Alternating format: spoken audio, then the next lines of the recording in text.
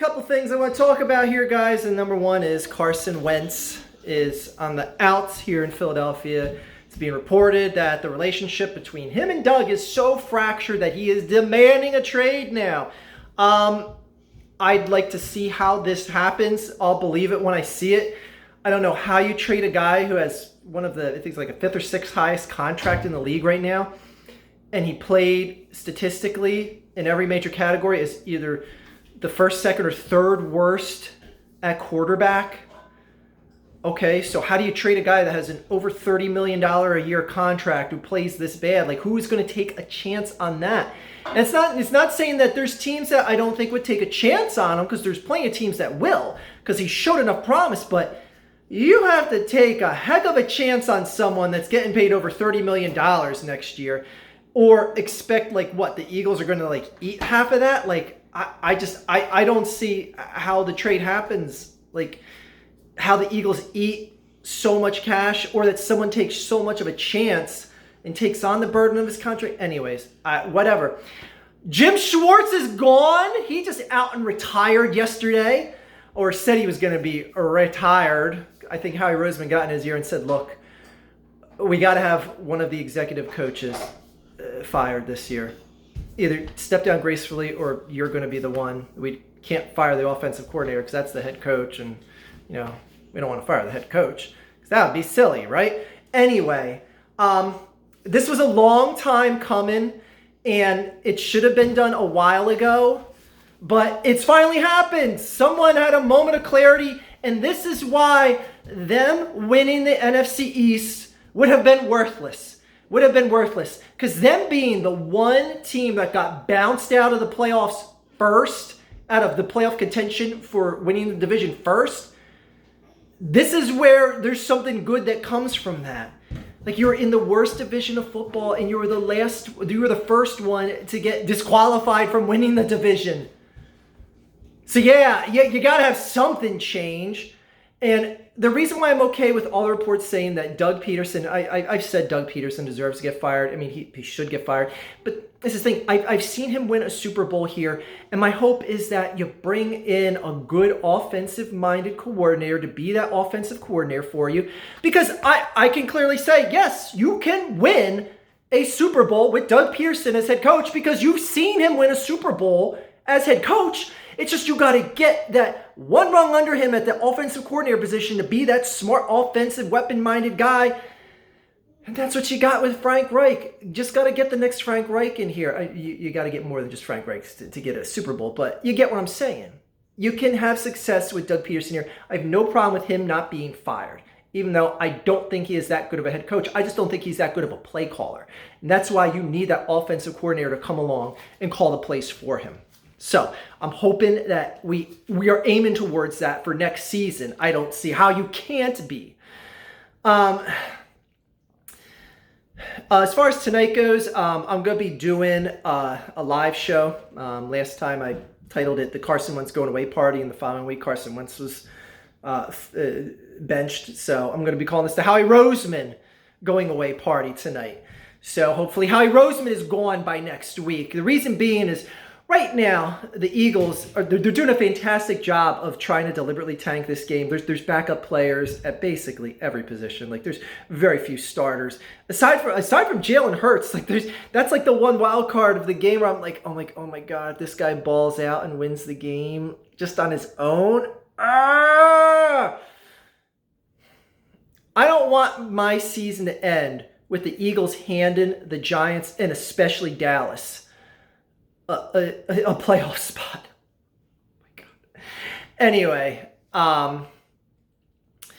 so here's the thing. The Eagles right now are picking at number 5 in the draft. So if they lose today and the teams under them lose, well, they can't catch the Jets or the Jags. But the Texans and the Falcons both have the same number of wins as the Eagles. The Eagles have a half game more, obviously, because they tied. But if the Falcons and the Texans both win today and the Eagles lose, the Eagles could move up to be the number 3 pick in the draft.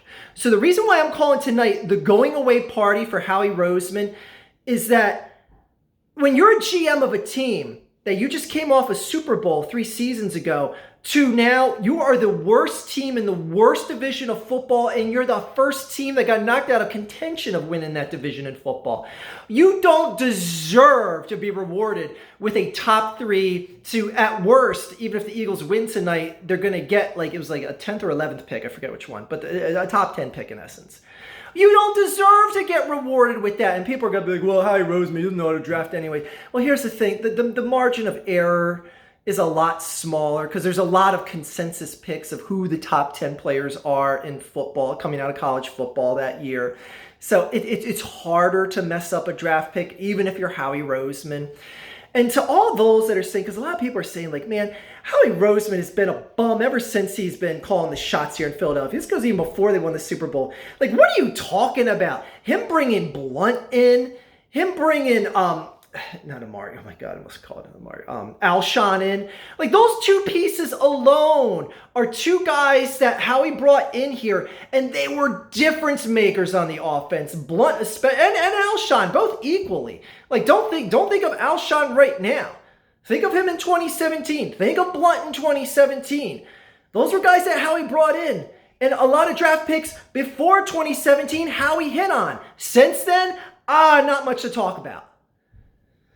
So that's the thing. Like, people need to realize, like, do you think Jeffrey Lurie just sits back and looks at just like the last 3 years and goes, damn, this guy sucks. Why am I keeping him employed? Like, no, he's seeing the guys that he brought in that won him a Super Bowl. So if Jeff Lurie has a fondness in his heart for him, I can understand it. But we need more changes here in Philadelphia. And if you have such an abysmal season like this, and you're the GM that regressed the team to this point, that basically, and as much grief as I give Carson Wentz, the team did him no favors. Like, I'm sorry, drafting Jalen Hurts last year was throwing a major monkey wrench cog into the machine that was Carson Wentz. Like, he shouldn't have to deal with the fact that, oh, I just set the all-time yardage record for this franchise and they're drafting a quarterback in the 2nd round the next year? Like, what's up with that? Why tamper with his confidence at all? Now, granted, he has no one to blame but himself for playing so flat this year. And I said this before, time and time again, I don't care who the coaches are, who the players are. If you're even a good quarterback in this league, you will never play like the top 3 worst in the league. Like, I just don't care. Because we saw Carson throw for over 4,000 yards last year with receivers that were arguably worse than what you saw on the field this year. So I don't want to hear that, they didn't have any weapons. What could he do? He could only play with the players he was given. He played with the players he was given last year. They were just as equally injured. They were just as equally inept. And he did fine. He did fine. He won the division.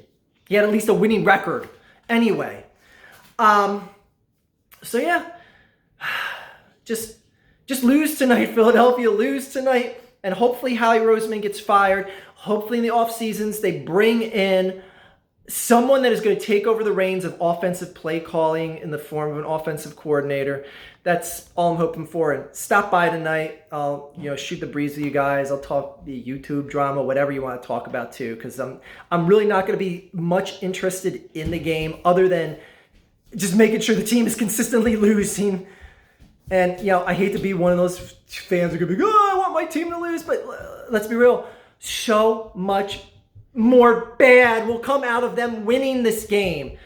So it is in the better interest for the team to lose. And I'm hoping it is an embarrassing blowout that just forces Jeff to have to fire Howie Roseman. Again, I'm looking for the betterment in the future, not just feeling good for one day, like, at least we went out on a winning note. Like, nah, screw that. This is about the future now, not for just celebrating in the locker room tonight. Anyway, see you guys here tonight, 8:30 for the game. That is all.